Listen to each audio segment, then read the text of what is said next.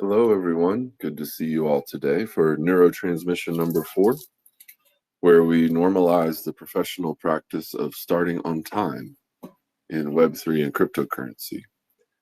I am coming to you today as Octopus, speaking of my own free will, beholden to no one and bearing no marks except those I have chosen. Today I'll be talking with Paulo Fonseca about Futarchy, and we're currently getting him up on stage. While we do, I hope to make this be a more regular cadence.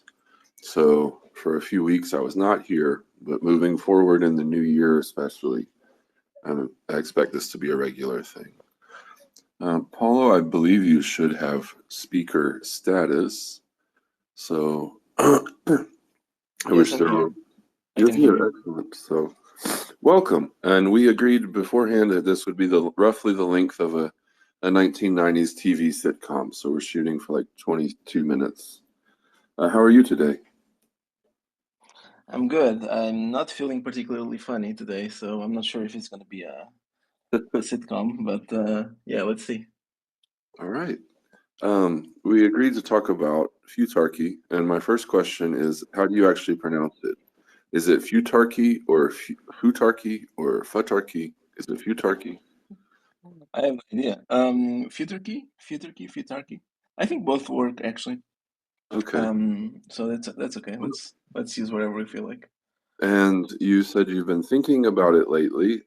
Just as a little bit of background, could you tell anyone listening who isn't familiar the big idea of what it is?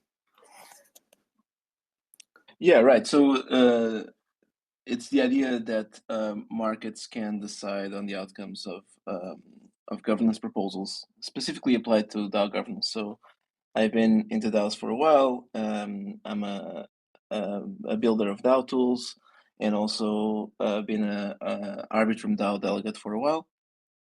And this issue of trying to govern ourselves in DAOs is always a never-ending story, and we're always trying new approaches to do it. And it's starting to look like Futarchy could be the one newer approach to do it.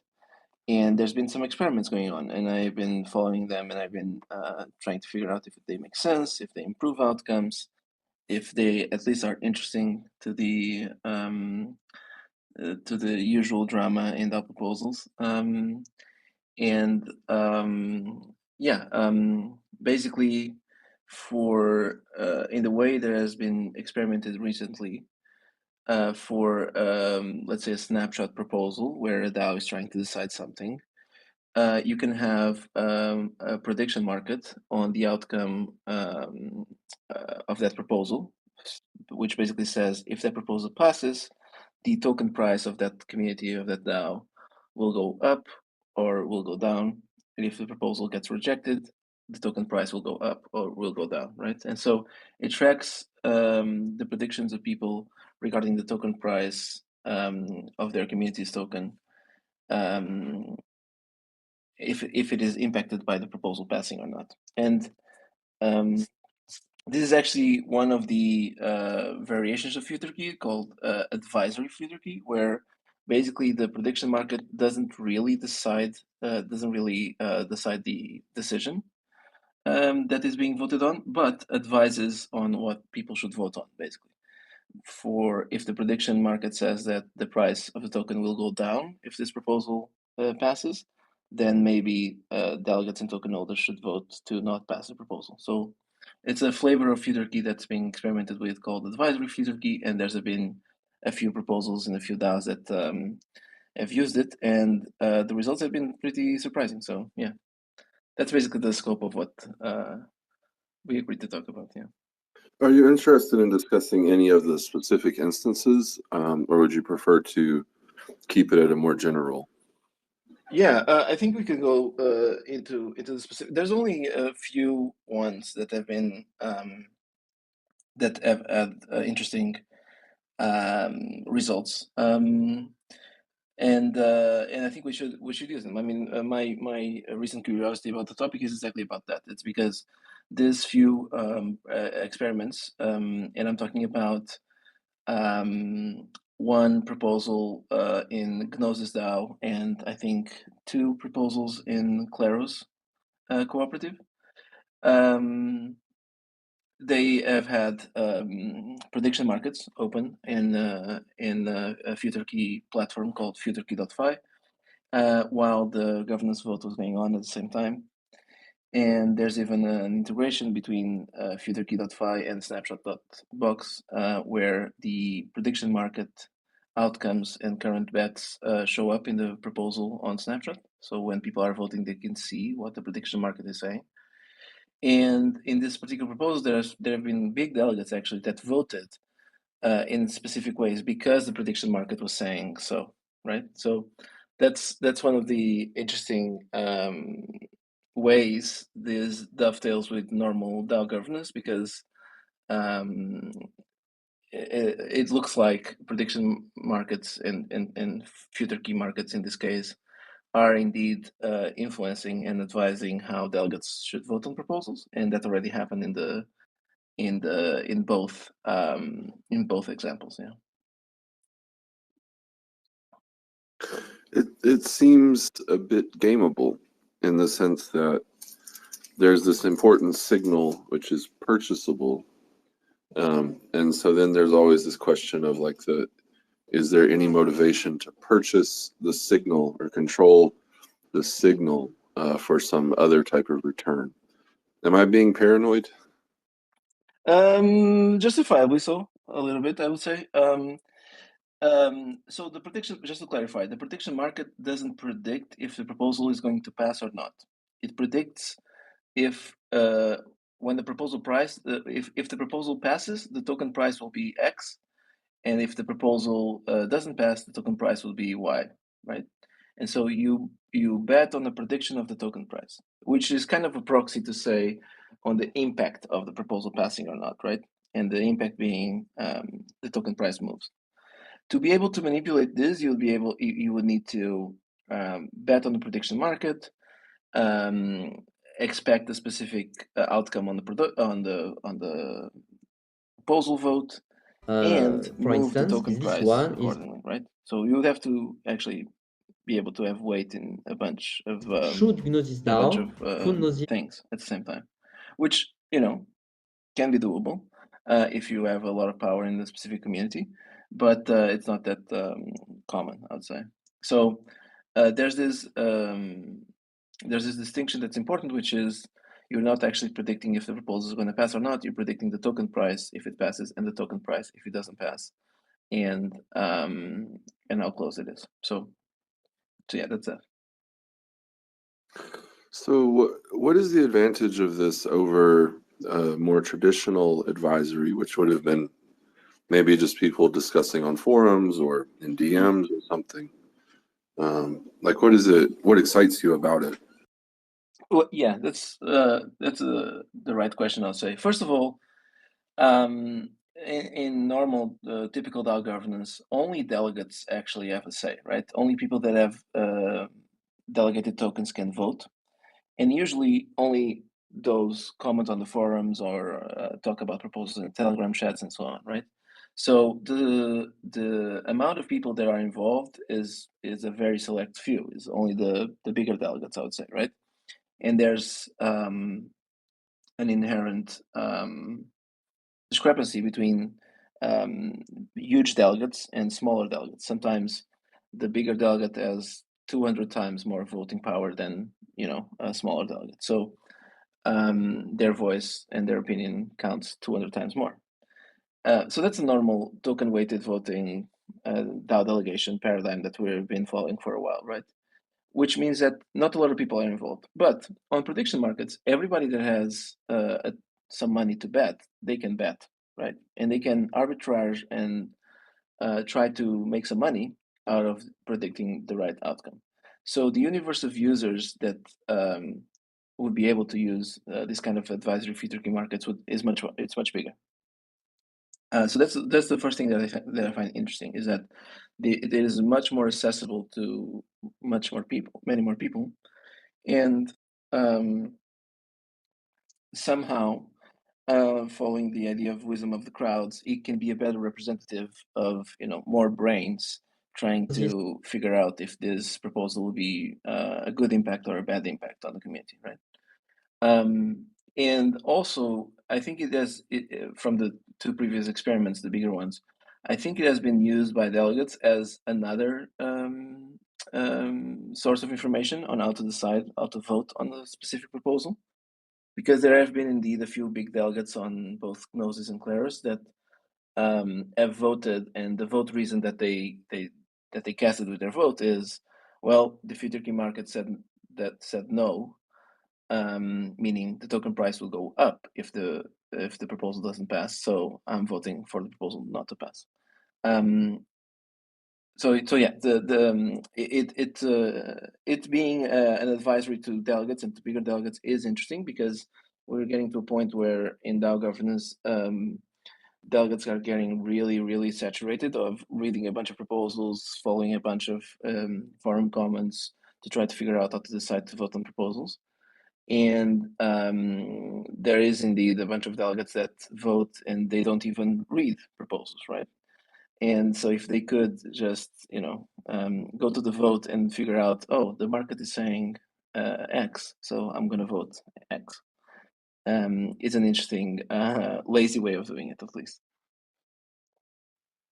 Well, it does sound very interesting. And I'm wondering, is this something you think we'll see wider adoption of in, say, the next 18 months? Yeah, I think so. That's why I'm also curious about it now. Because with the whole trend of prediction markets in general, with Kalshi and Poly market and so on, and people getting a better sense of what it is to participate in this kind of markets and bet on this kind of markets and play and almost seeing them as a game of some sort. The popularity of prediction markets in general is gonna increase, and I think for DAO governance, it is an interesting tool that we can use. And there are already a few experiments of DAOs actually using it as advisory, but there can also be options where the Futarchy market is used as a failsafe, for example, as kind of a veto power, right? Even if the token holders approve a proposal, but the prediction market says no, the proposal doesn't execute, right? It can be used as a veto power in some way. Or it can be used as a binding execution power, right? So the proposal only passes if the prediction market says that it is a good outcome, that it will impact positively the token price. So all those combinations can be interesting, and we've been using the same mechanism to decide DAO decisions for a while, which is the bigger delegates decide and vote according to the token holders that delegate to them. And not all decisions are suitable to be decided with this mechanism, right?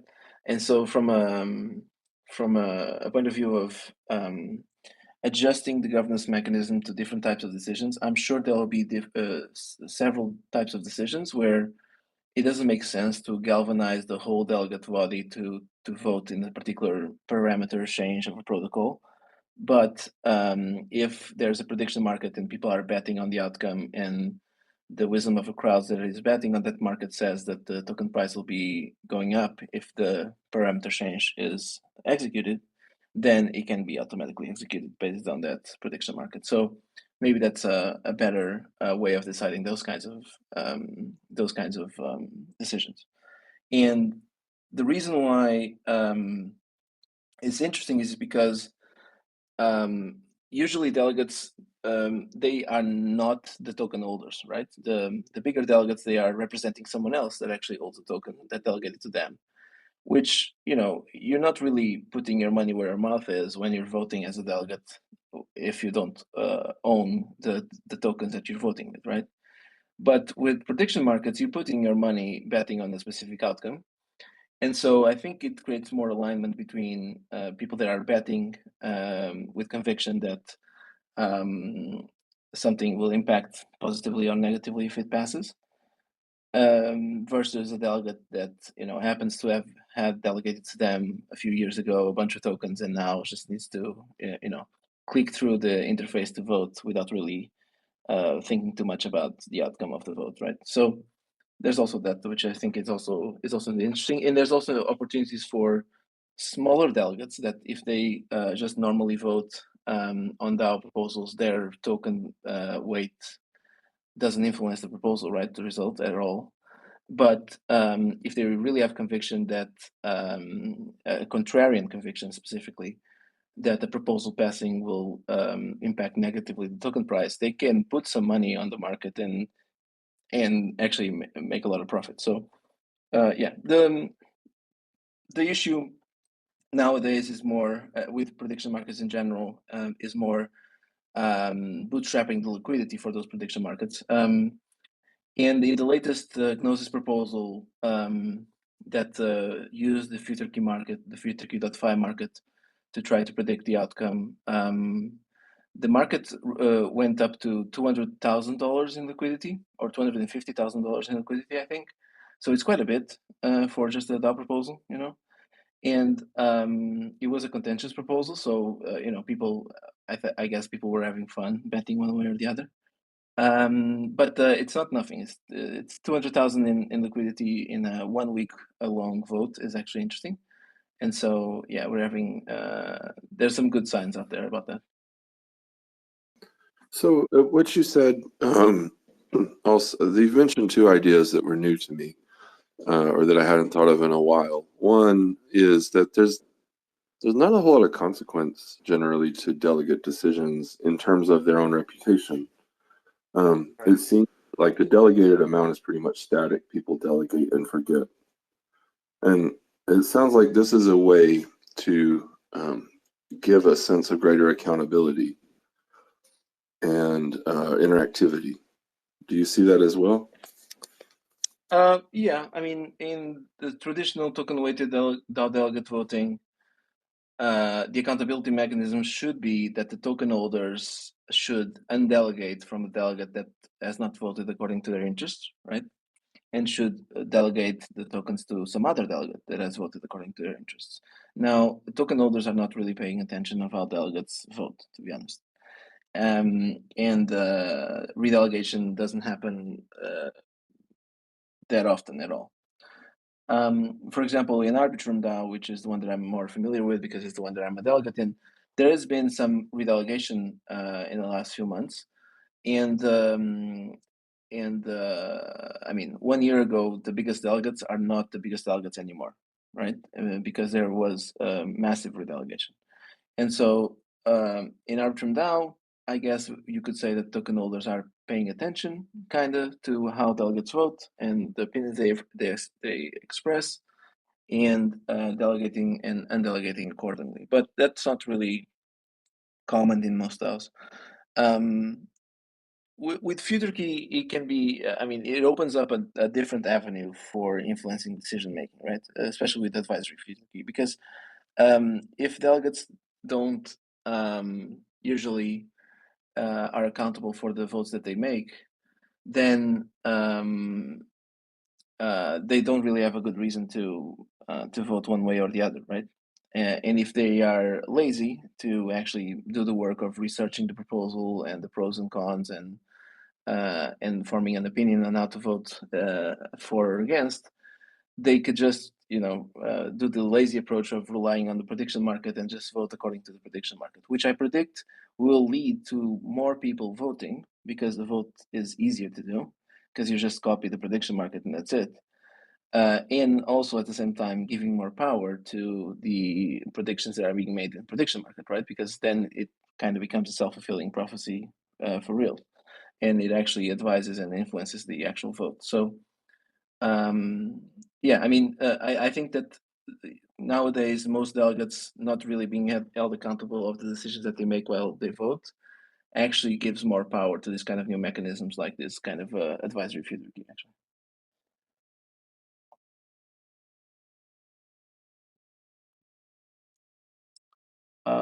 If you're there, I am here. I am here. So we have 3 minutes left. What do you think is next? What would be the right way to proceed for a DAO interested in this? And are you personally having any intentions that you'd like to share in this direction?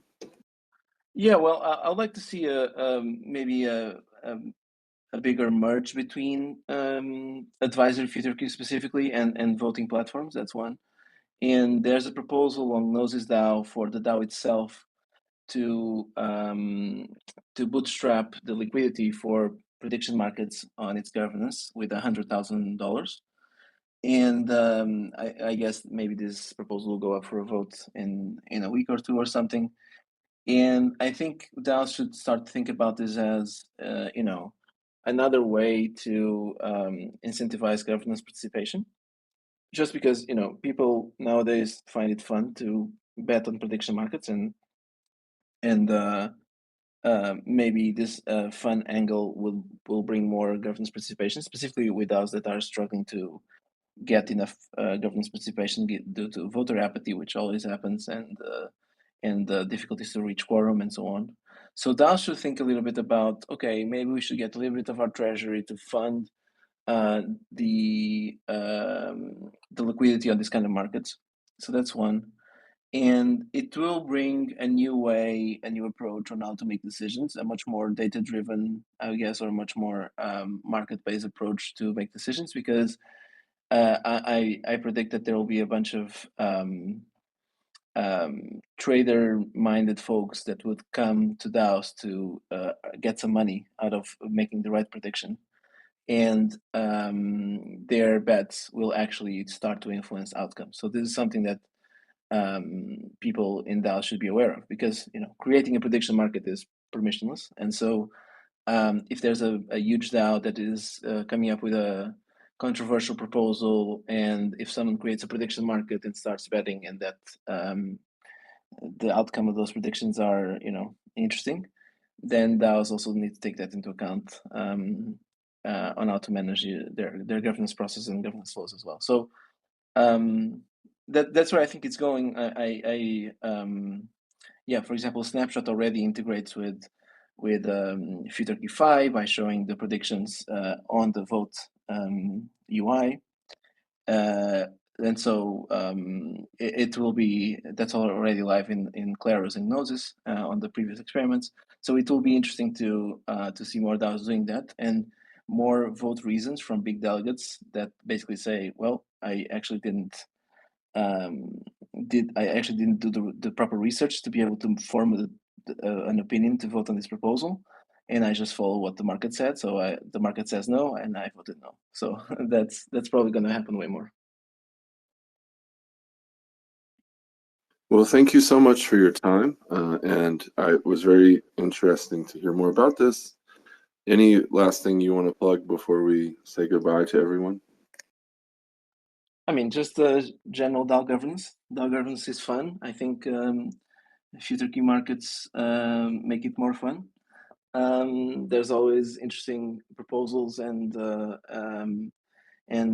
drama around DAOs and the way they are governed. And I think we as a species need to figure out a way to govern ourselves that is much more decentralized and fair. And so these are the tools that we need to experiment with and play around with to figure out what's the right recipe. So Futarchy is one more. I encourage everybody to try it out, to try to bet and have fun with it and play around, and participate in DAO governance as well, and get into the forums of your favorite DAO and start providing feedback and get some delegations and vote and do all that fun stuff.